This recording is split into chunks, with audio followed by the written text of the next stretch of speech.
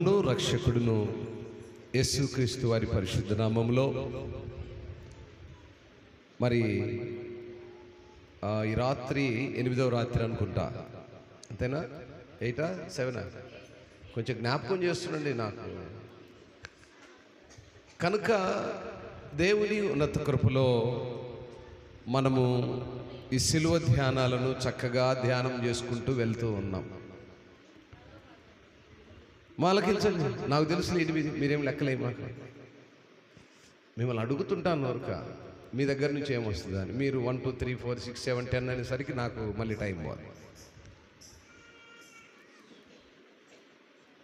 గడిచిన 2 దినాలు చాలా చక్కగా మనకు ముందుగా ప్రసంగించిన వాళ్ళు నిన్నటి దినమున నయోమి చక్కగా దేవుని ఆరాధిస్తూ కీర్తిస్తూ యవన కాలంలో దేవుని సన్నిధిలో ఆ రీతిగా బోధిస్తున్నప్పుడు కేవలము సంఘ బిడ్డలకు మాత్రమే కాకుండా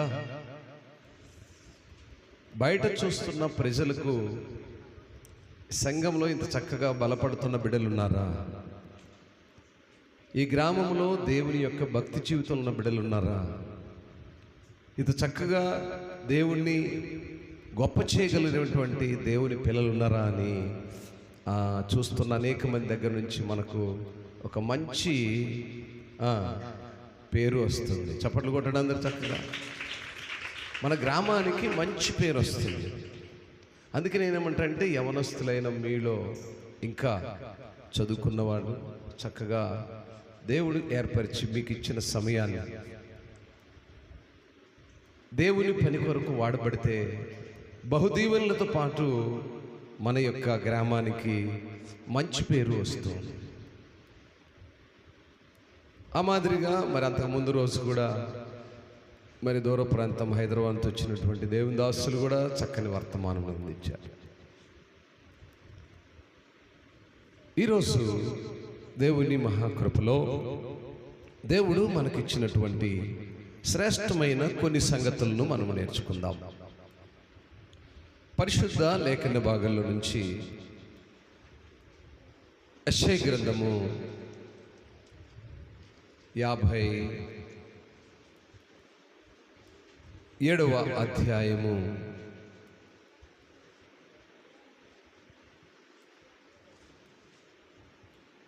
18వ వాక్యాన్ని చూద్దాం. నేను వారి ప్రవర్తనను చూసి తిని వారిని స్వస్థపరచుదును, వారిని నడిపించును, వారిలో దుఃఖించు వారిని ఓదార్చుదును, వారిలో కృతజ్ఞత బుద్ధి పుట్టించుచు దూరస్తులకును సమీపస్తుకులకును సమాధానమని చెప్పి నేనే వారిని స్వస్థపరిచెదనని దేవుడు ఇలాగ సెలవిస్తున్నాడు. ఆమేన్. దేవుడి మాటను దీవించుగాక.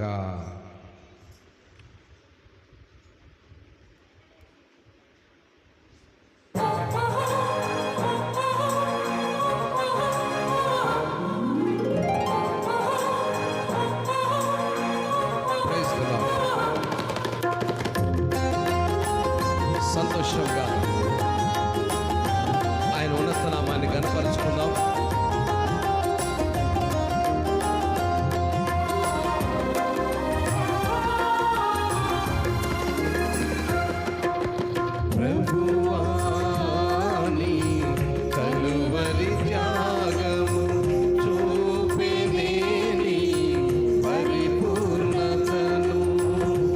నాలో సత్క్రియలు ప్రారంభ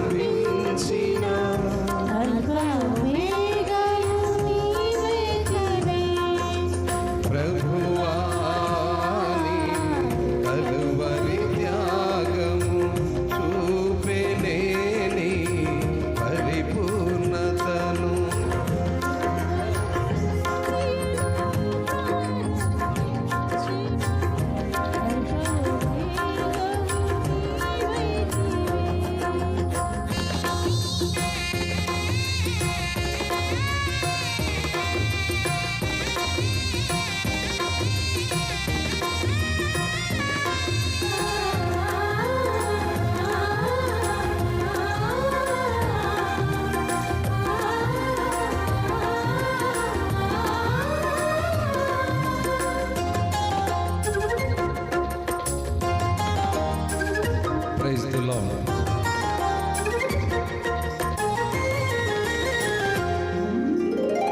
నిరక్షణయే ప్రాకారములని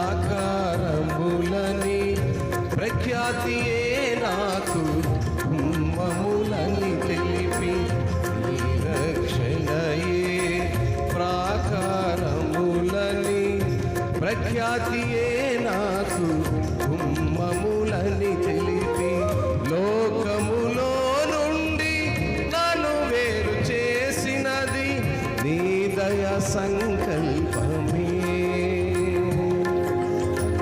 లోకములో నుండి నన్ను వేరు చేసినది నీ దయా సంకల్పమే. ప్రభువా నీ కలువరి త్యాగము చూపెనే నీ పరిపూర్ణతను. నాలో సత్క్రియలు ప్రారంభించిన అల్ఫావు మేఘము నీవైతివే. ప్రభువా నీ కలువరి త్యాగము.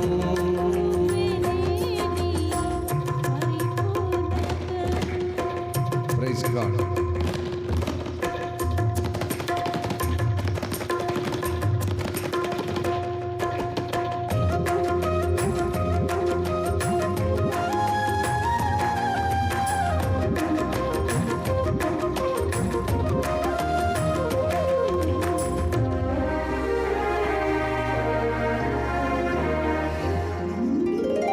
జీవపు వెలుగుగా నన్ను మార్చుటకే పరిశుద్ధాత్మను నాకొసగితివే.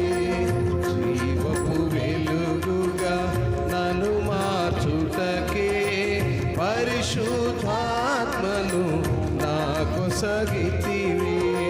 శాశ్వత రాజ్యముకై నన్ను నియమించినది నీ అనాది సంకల్పమే. శాశ్వత రాజ్యముకై నన్ను నియమించినది నీ అనాది సంకల్పమే. ప్రభువా నీ కలువరి త్యాగము చూపెనే నీ పరిపూర్ణతను.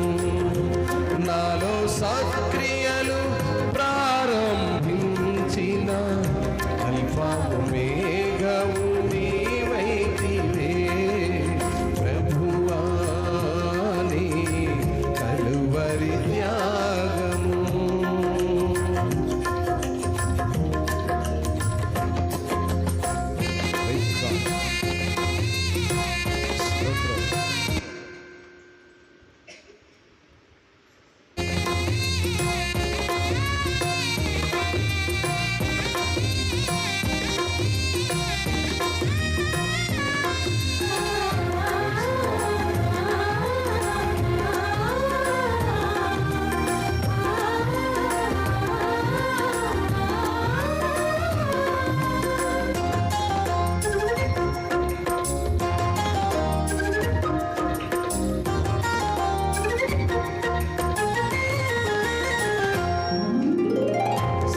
సంపూర్ణునిగా నన్ను మార్చుటకే శ్రమలలో నీ కృప నింపుగా నీచితివి. సంపూర్ణునిగా నన్ను మార్చుటకే శ్రమలలో నీ కృప నిండుగా నీచితివి. పరిపూర్ణ శాంతితో నన్ను కాచుటయే నీ నిత్య సంకల్పమే. పరిపూర్ణ శాంతితో నన్ను కాచుటయే నీ నిత్య సంకల్పమే. ప్రభువా నీ కలువరి త్యాగము చూపెనే నీ పరిపూర్ణతను. నాలో సత్క్రియలు ప్రారంభించిన అల్ఫావు మేఘవు నీవైతివే.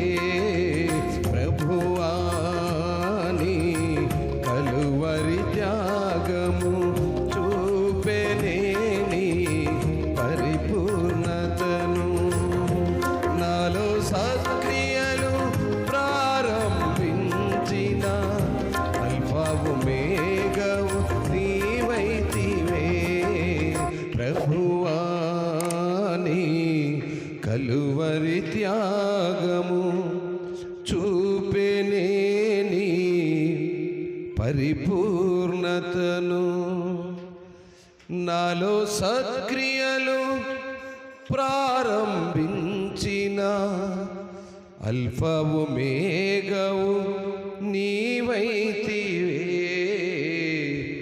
ప్రభువాని కలువరి త్యాగము. ఎందుకంటే ఆయన కలువరిలో త్యాగమైంది మనల్ని సంపూర్ణులుగా చేయాలని కదా. యేసుప్రభు వారు ఎందుకు శిలువకు అప్పగించబడ్డాడు? మనల్ని సంపూర్ణులుగా చేయాలి. ఈరోజు జరుగుతున్నటువంటి మన శిలువ ధ్యానాల్లో ఆయన మనల్ని సంపూర్ణులుగా చేయుట కొరకై ఆయన శిలువలో తన రక్తమును చిందించినటువంటి ఈ జ్ఞాపిక దినాల్లో మనం ఉన్నాం కదా.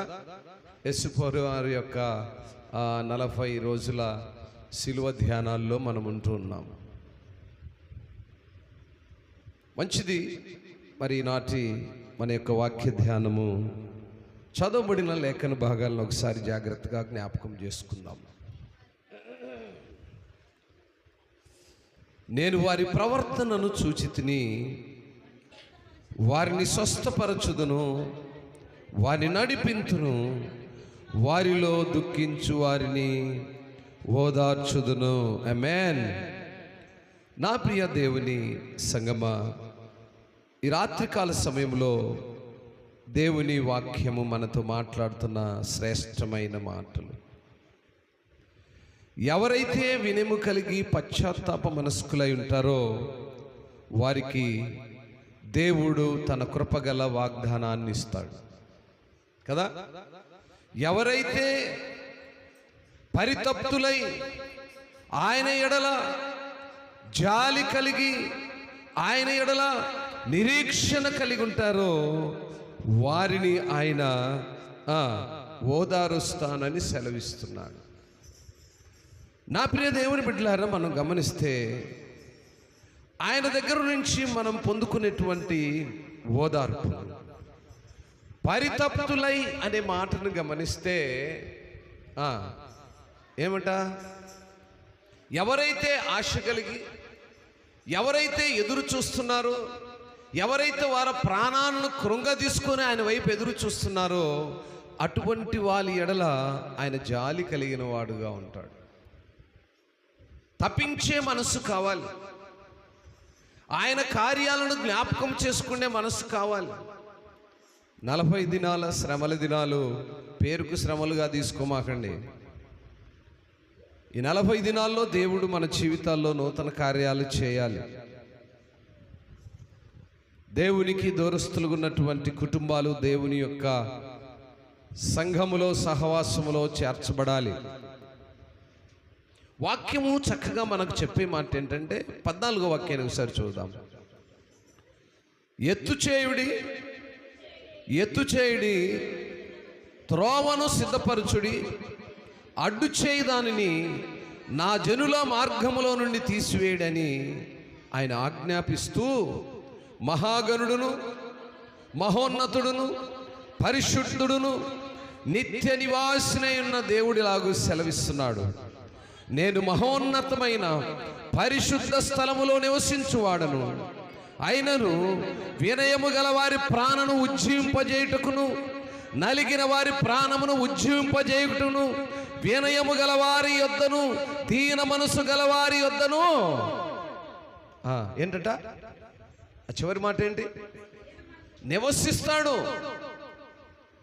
దేవుడు పరితపించేటువంటి వాళ్ళ జాలి కలిగినటువంటి వాడు.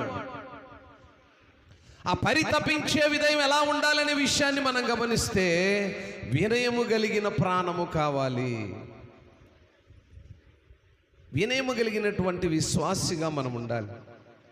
వినయము కలిగినటువంటి దేవుని పిల్లలుగా మనం ఉండాలి.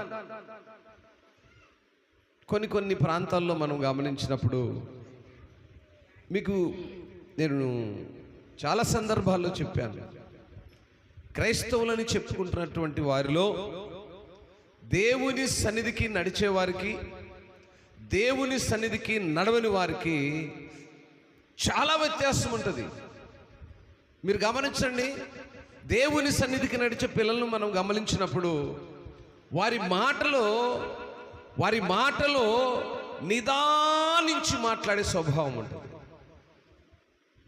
తొందరపాటుతనం చాలా కొదువుగా ఉంటుంది. ఎదుటి వ్యక్తితో మాట్లాడుతున్నప్పుడు మన యొక్క స్వభావము, మన యొక్క ఆ బాడీ లాంగ్వేజ్ కూడా ఎలా ఉంటుందంటే ఎదుటి వాళ్ళు మనల్ని వెంటనే క్యాచ్ చేస్తారు. నేను ఉదయకాలము ఎవరో ఒక బ్రదర్ ఫోన్ చేశాడు, మాట్లాడుతున్నాడు. ఆయన ఎవరో నాకు తెలియదు,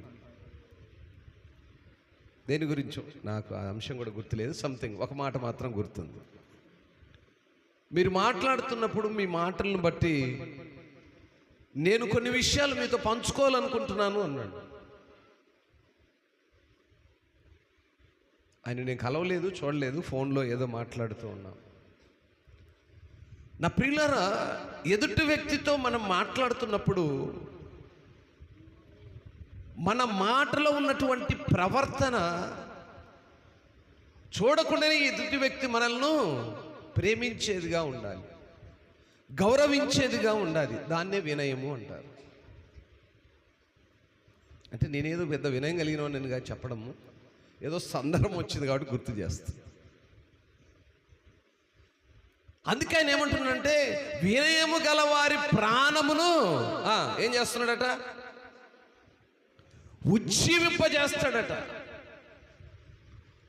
మనం వినయము కలిగిన వారమై దేవుని సన్నిధికి నడుస్తున్నప్పుడు మన ప్రవర్తన ఆయన సన్నిధిలో ఉజ్జీంపబడటం మాత్రమే కాకుండా వినయము గల వారి యొద్దను దీన మనస్సు గల వారి యొద్ద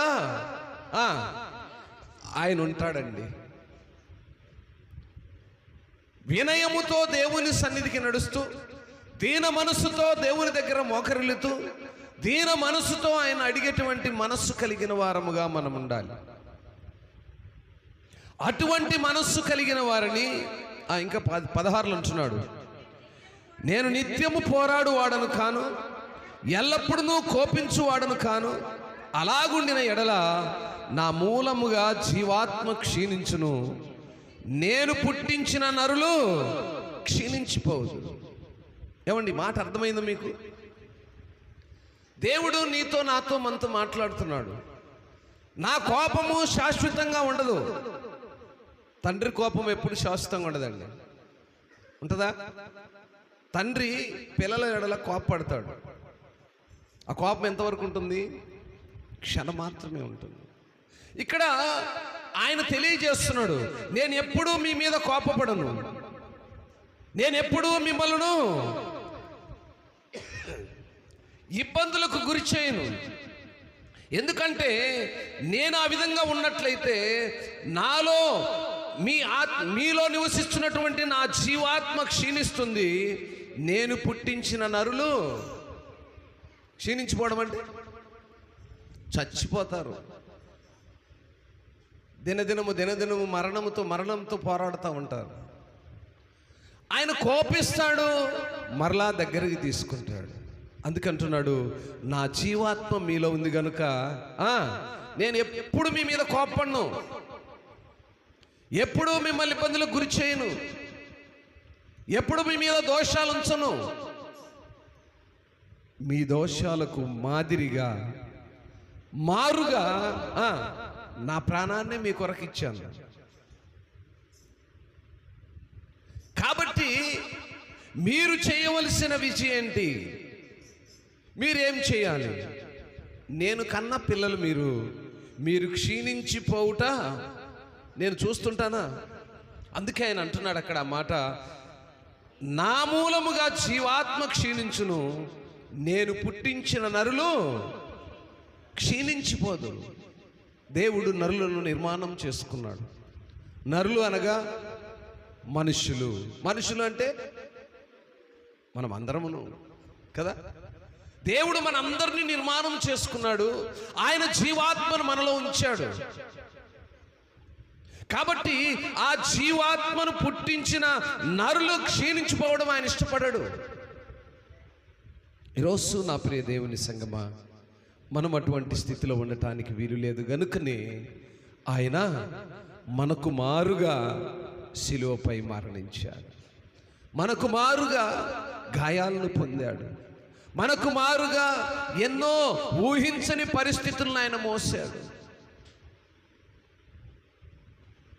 కొరడా దెబ్బలు తిన్నాడు. ఆయనలో ఏ పాపము లేని నిర్దోషని ఎరిగినప్పటికీ ఆయనను మరి దోషిగా నిర్ధారించారు. అటువంటి అన్ని ఎవరి కొరకు చేశాడు? అందుకే అక్కడ 17లో అన్నాడు, వారి లోభం వలన కలిగిన దోషమును బట్టి నేను ఆగ్రహపడి వారిని కొట్టి తిని. లోభము అంటే అవిధేయత. మనలో ఉన్న అవిధేయతను బట్టి ఆయన మనలను కొన్ని సమయాల్లో ఇబ్బందులకు గురి చేస్తూ ఉంటాడు. మనలో ఉన్న అవిధేయతను బట్టి, మనలో ఉన్నటువంటి అవిధేయతను బట్టి కొన్నిసార్లు ఆయనకు కూడా కోపం రావడము న్యాయమే. ఈ రోజుల్లో గమనించండి, ఎంత ధనవంతుడైనా శరీరం బలహీన స్థితిలోకి వచ్చినప్పుడు దేవుడా అంటాడు. శరీరం సహకరించినంత వరకు దేవుణ్ణి జ్ఞాపకం చేసుకోండి, ధనమా ధనమా అంటుంటాడు. మనం కూడా కొన్నిసార్లు అన్ని విధాల ఆర్థికంగా, శారీరకంగా, మానసికంగా అన్ని కలిగి ఉన్నాం అనుకోండి, దాదాపు దేవుణ్ణి జ్ఞాపకం చేసుకోవడం కొదువుగా ఉంటుంది.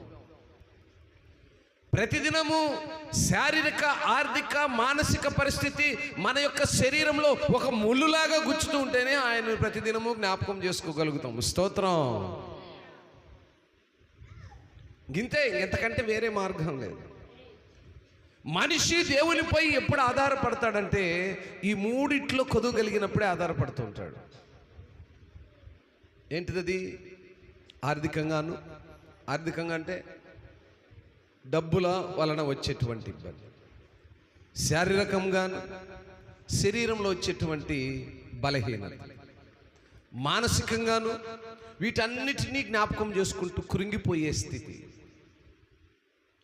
ఇవి ఉన్న మనిషి ఏమవుతాడంటే దేవుణ్ణి మర్చిపోతాడు. దేవుణ్ణి మర్చిపోతాడన్న ఉద్దేశంతో ఆయన ఏం చేశాడంటే ఈ ముళ్ళు పెట్టాడు మనకు.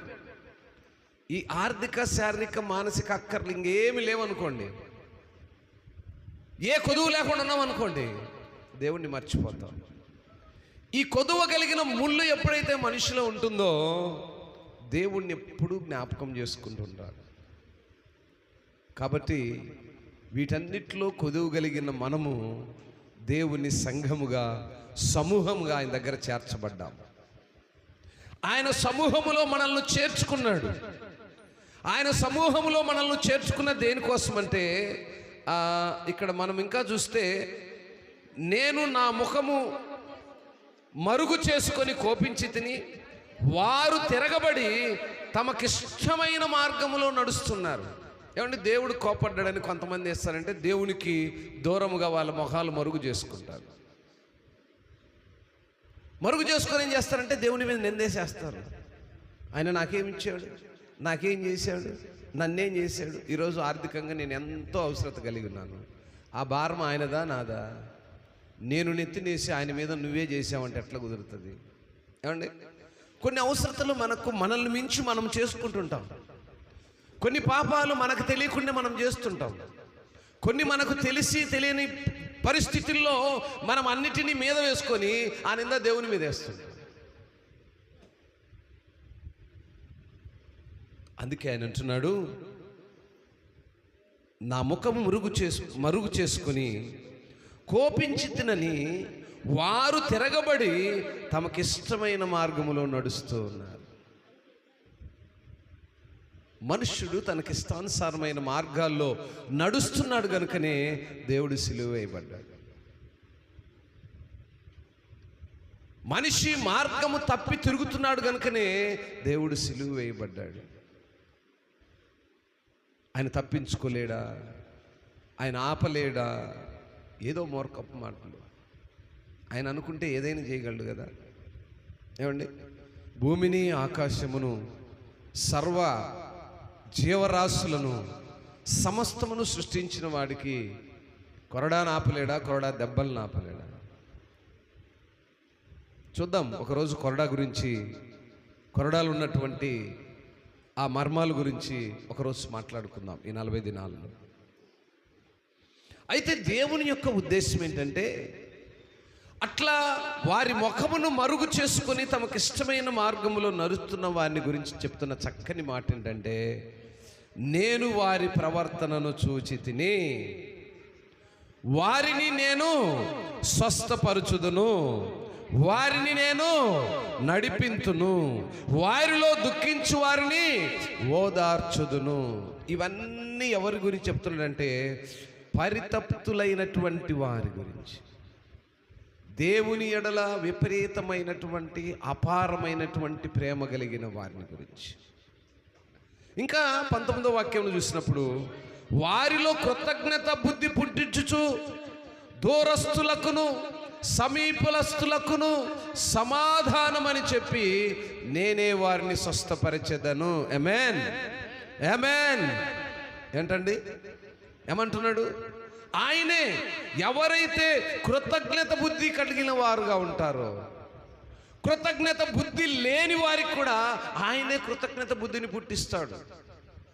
ఈ రోజుల్లో మనము దేవుని సన్నిధికి 40 దినాలు ఎందుకు వెళ్ళాలంటే, మనలో ఉన్న పాత రోత జీవితాలు కడుక్కోవాలంటే, దేవుని సన్నిధిలో కృతజ్ఞత కలిగిన పిల్లలుగా మనం ఉండాలంటే, ఆయన నుంచి మనకు రావాల్సిన సమాధానాన్ని పొందుకోవాలంటే, మన పిల్లలకు రావాల్సిన ఆశీర్వాదాలు మనము దేవుని దగ్గర నుంచి పొందుకోవాలంటే, దేవుని దగ్గర సమాధానాన్ని మనం పొందుకోవాలి. ఆ సమాధానం ఎలా వస్తుందనే మాటను మనం చూస్తే, మనలో ఉన్న ప్రవర్తనను సరి చేసుకొని ఆయన సన్నిధికి నడిచి, ఆయన సన్నిధిలో దుఃఖించి, ఆయన సన్నిధిలో ఓదార్చబడి, ఆయన సన్నిధిలో మనం కృతజ్ఞత బుద్ధి కలిగిన వారముగా నడుచుకుంటే మనకు సమాధానం కలుగుతుందని వాక్యం సెలవిస్తుంది. ఈనాడు నా ప్రియ దేవుని సంగమా, మనము పరితపించే వారంగా ఉండాలి. దేవుని మాటల కొరకు పరితపించే వారముగా, దేవుని సన్నిధిలో పరితపించే వారముగా, దేవుని వాక్కుల కొరకై పరితపించే వారముగా ఉంటే దేవుడు మన ఎడల జాలి పడేవాడుగా ఉంటాడు, సమాధానం ఇచ్చేవాడుగా ఉంటాడు. అందుకే ఆయన అన్నాడు, నేను వారి ప్రవర్తనను చూచి తిని. ఈరోజు ప్రతి ఒక్కరి మన ప్రవర్తనను దేవుడు చూస్తున్నాడు. మనం ఎలా ఉంటున్నాం, మన భక్తి జీవితం ఏంటి, మన ఆధ్యాత్మిక స్థితి ఏంటి, మన అనుదినమైనటువంటి పరిస్థితులు ఏంటి అని ఆయన చూస్తున్నాడు. మన ప్రతి ఒక్కరిని తీర్చి సమాధానం ఇవ్వటానికి ఆయన సమీపముగా ఉన్నారని సెలవిస్తున్నాడు. కనుక నా ప్రియ దేవుని సంగమా, ఈ రాత్రికాల సమయంలో దేవుని సన్నిధిలో పరితపించే అనుభవాన్ని మనం కలిగిన వారముగా ఉండాలి. పరితపించే అనుభవం మనలో ఎప్పుడైతే వస్తుందో, దేవుని దగ్గర నుంచి మనకు రావాల్సిన సమాధానము శీఘ్రముగా వస్తుంది. ఏమండి, ఎలా వస్తుంది? శీఘ్రముగా. శీఘ్రముగా అంటే తప్పకుండా, ఏమాత్రం ఏమారు లేకుండా మనము మొదట పరితపించే వాళ్ళముగా ఉండాలి. ఆయన సన్నిధి అడల ఆయన జాలి కొరకు ఎదురు చూసే వారముగా ఉంటే శీఘ్రముగా మనం ఆయన దగ్గర నుంచి సమాధానాన్ని పొందుకుంటాము, స్వస్థతను పొందుకుంటాము. 20వ వాక్యంలో అంటాడు, భక్తిహీనులు కదులుచున్న సముద్రం వంటి వారు, అది నిమ్మలింప నేరదు, దాని జలములు బురదను మైలను పైకి తెస్తాయట. ఏమండి, మన యొక్క ఆత్మీయ స్థితిని ఒక నీటిలో ఉండే బురదతో పోల్చుకొచ్చాడు కదా. బురద ఎలా ఉంటుంది? ఏమండి, బురద ఎలా ఉంటుంది? మైలను తెలియజేస్తున్నాడు. బురద మైలం వంటిది కదా. బురద ఒంటికి పూసుకుని ఎవరైనా తిరుగుతారా? చేతికైతే కూడా 10 సార్లు కడుగుతాం. మనిషి జీవితము ఆ రీతిగా భక్తిహీనతలో ఆ బురదలో ఉండేటువంటి మైలను పోలినదిగా ఉండకూడదు అంటాడు.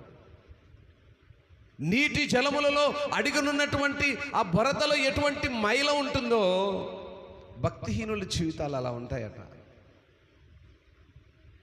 పరితపించేటువంటి హృదయం వేరు, భక్తిహీనత కలిగినటువంటి హృదయం వేరు. చివరి మాట చదువుకొని ప్రార్థన చేస్తాం. దుష్టులకు నెమ్మది ఉండదని నా దేవుడు తెల్లవిచ్చుచున్నాడు. ఆమేన్. ఏమంట? దుష్టత్వం మన జీవితాల్లో ఉందనుకోండి, మనకు నెమ్మది ఉండదండి. దుష్టత్వం అంటే ఏంటి? దుష్టుడు అంటే ఏంటి? కొంతమందిని మనం రే నువ్వు భలే దుష్టుడు రా అంటుంటాం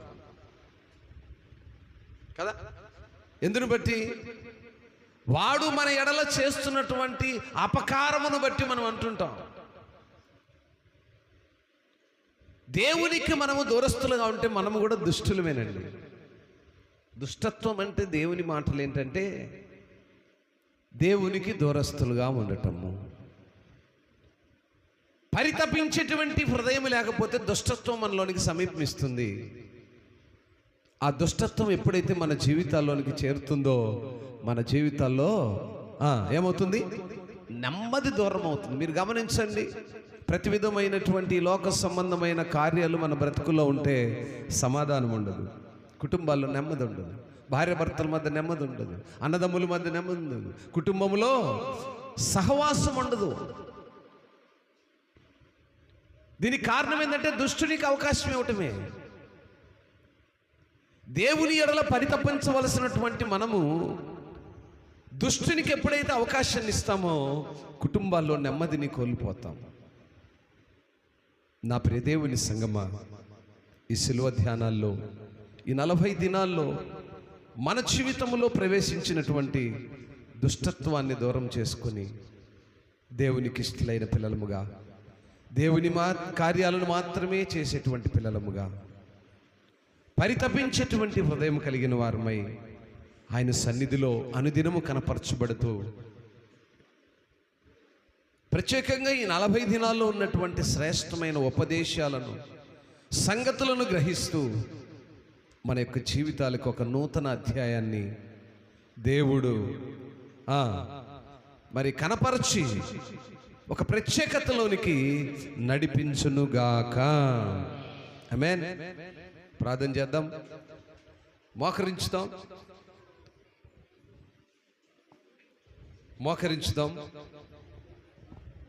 మోకరించి 2 మాటలు మాత్రమే మనస్సారా హృదయపూర్వకంగా మనపూర్వకంగా కళ్ళు మూసి ప్రార్థనలోకి భవించుదాం. 2 మాటలు మాత్రమే. ప్రేమస్వరూపి, నీ పరిశుద్ధ పాదాలను బట్టి స్తోత్రాలయ్యా. నాయన, నీ లేఖన భాగంలో నుంచి శ్రేష్టమైన సంగతులు మాలో మీరు మాట్లాడారయ్యా. నాయన, మాలో ఉన్నటువంటి దుష్టత్వం వలన మా కుటుంబాల్లో నెమ్మదిని మేము కోల్పోతున్నాము. మాలో ఉన్నటువంటి దుష్టత్వం వలన మేము మీకు దూరస్తులుగా ఉంటున్నాము. నాయన, మమ్మల్ని మీరు చేర్చుకుని మాలో ఉన్నటువంటి ప్రతి విధమైనటువంటి లోక సంబంధన కార్యములను తీసివేసి నాయన మమ్మల్ని స్వస్థపరిచేవారు గాను, దేన మనస్సు గలవారి ఎడల కృప చూపేవాడవు గాను. దాని ఇదిగో ఈ ప్రత్యేక సమయంలో తండ్రి నీ సన్నిధిలో మోకరిల్లి నాయన మా కొరకు మీరు కలువరిలో ఏ రీతిగా మీ యొక్క రక్తాన్ని చిందించి మీ శరీరాన్ని అప్పగించారో, ఇదిగో తండ్రి ఇప్పుడే మీరు మాట్లాడారు. మీ జీవాత్మ మాలో ఉంది గనుక మమ్మల్ని మీరు దండించేవారు గాను, శిక్షించేవారు గాను, ప్రేమించేవారు గాను, స్వస్థతనిచ్చేవారు గాను, సమాధానాన్నిచ్చేవారు గాను ఉంటారని దీన మనస్సు కలిగి నా యొద్ద, వినయ మనస్సు కలిగి నా యొద్ద మీ ప్రాణములను ఉజ్జీవింపచేయుడని మీరు సెలవిచ్చారు. అవును నాయన, అట్టి దీన మనస్సు కలిగిన పిల్లలుగా మమ్మల్ని నుంచి నీ సన్నిధిలో ప్రభువా మేము జీవింపబడేవాళ్ళంగాను, మీరిచ్చిన జీవాత్మ వలన తండ్రి మా యొక్క తండ్రి ముందున్నటువంటి స్థితిని మీ సన్నిధిలో మరి అడిగేవారముగాను, మోకరిల్లేవారముగాను ఉంచుమని ఈనాటి ప్రత్యేక దినపు కూడికలో మీరుండి మాట్లాడిన ఉన్నతమైనటువంటి ఉపదేశమును ఎత్తుపట్టమని, నెమ్మది లేని కుటుంబాల్లో సమాధానాన్ని దయచేయమని యేసే ఘనమైన నామములో అడిగి వేడుకుంటున్నాము తండ్రి. ఆమేన్.